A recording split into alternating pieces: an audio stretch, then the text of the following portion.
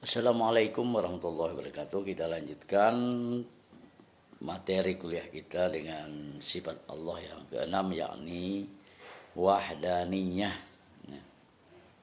Wahdaniyah. Allah wajib bersifat wahdaniyah. Artinya Maha Esa. Wahdaniyah artinya Maha Esa. Lawannya ta'addud, ya. Atau mustahil Allah itu bersifat ta'addud. Ta'addud artinya berbilang-bilang atau banyak. Allah wajib bersifat Maha Esa karena kalau ia banyak, ya, kalau Allah itu banyak tentu timbul perselisihan atau perbedaan paham antara mereka. Tuhan itu banyak. Ya, sekali-sekali akan timbul perselisihan. Maka kalau terjadi perselisihan dan perdebatan, akan binasalah. Alam ini termasuk kita ini akan binasa, akan hilang, akan hancur. Ya, karena si pencipta alam itu sendiri sudah berselisih. Kalau dia banyak. Nah, karena itu Allah hanya Maha Esa satu. Ya. Tidak berbilang, mustahil Allah bersifat ta'addud. yakni banyak atau berbilang-bilang. Nah, sehingga dengan adanya Allah yang Maha Esa ini, karena satu yang mengatur, hanya ada satu yang mencipta, hanya ada satu yang berkuasa, maka akhirnya eksislah alam seperti sekarang ini. Karena tidak ada perselisihan. Kalau Tuhan banyak, satu ingin hujan umpamanya, satu ingin panas. Jadi apa hujan panas ya? Nah, tidak mungkin. Satu mau ke utara, satu mau ke selatan. Tidak mungkin seperti itu. Satu ingin membuat sesuatu, menciptakan sesuatu, satu ingin menghancurkan sesuatu. Berkelahi nanti antara Tuhan-Tuhan ini. Karena itu dalam Al-Quran disebutkan, lau kana fihi ma'alihatun illallah la fasadata. Jika ada Tuhan di bumi ini selain Allah, maka akan rusaklah langit dan bumi ini. Hancur. Karena berebut kekuasaan, berebut wewenang dan lain sebagainya. Nah, ini mungkin itu inti dari sifat daripada wahdaniyat ini. Dia Maha Esa, satu, tidak berbilang. Ya. Kita wajib mengiktikadkan bahwa Allah itu Maha Esa pada zatnya. Ya. Maha Esa pada sifatnya.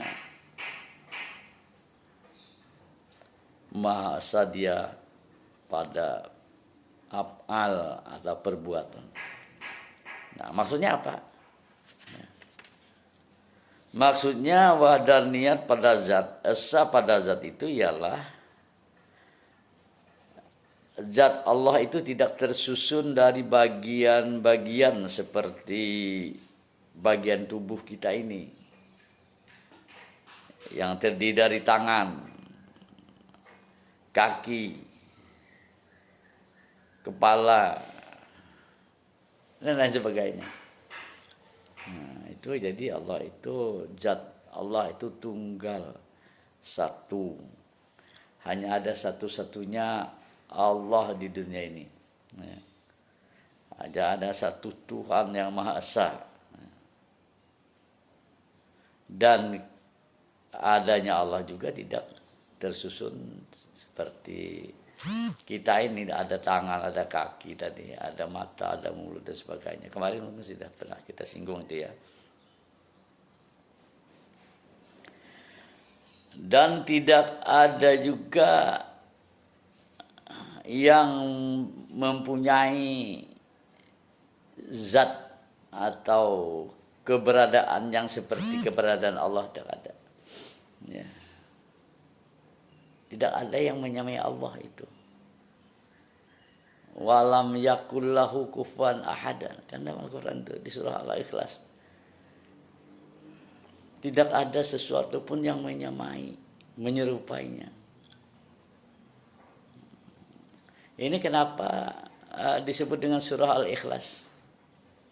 Ikhlas itu artinya murni, bersih. Ya. Ayat ini memurnikan akidah manusia. Memurnikan, membersihkan keyakinan manusia. Jangan ada lagi yang syirik. Ya. Jangan ada lagi yang menyekutukan Allah.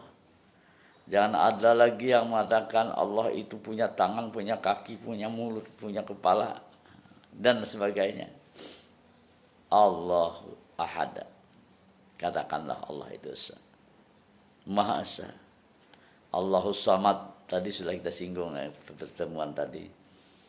Allah tempat bergantung semua makhluk. Orang bergantung kepada selain Allah, dia akan jatuh, akan hancur. Orang bergantung bersandar kepada Allah, dia akan tegak, dia akan maju, bahkan dia akan selamat. Allahus Samad, karena Allah tempat bergantung. Lam yalid walam yulad, Allah tidak beranak dan tidak diperanakan. Kalau beranak seperti manusia beranak. Kalau diperanakan seperti manusia juga, padahal Allah tadi tidak seperti manusia. Dan memang